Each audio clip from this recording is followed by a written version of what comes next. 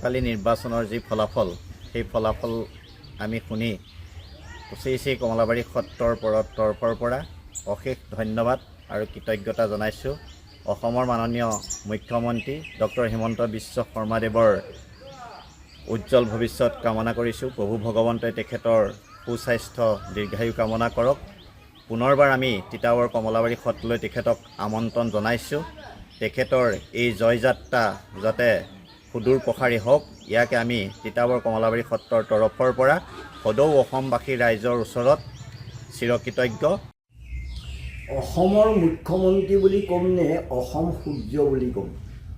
সূৰ্যৰ বিকিৰণে যেনেকৈ সকলোকে সামৰি ল'ব পাৰে, হিমন্ত বিশ্ব শৰ্মাদেৱৰ নেতৃত্বইও সকলোকে সামৰি ল'বলৈ সক্ষম। এইবাৰ কমলাবাৰী সত্ৰই তেখেতৰ হৈ ঈশ্বৰক প্ৰাৰ্থনা কৰি আছিল দিনে নিশাই, কাৰণ কমলাবাৰী সত্ৰ উজ্বলিছে, তাৰ মূলতে হ'ল হিমন্ত বিশ্ব শৰ্মাদেৱ।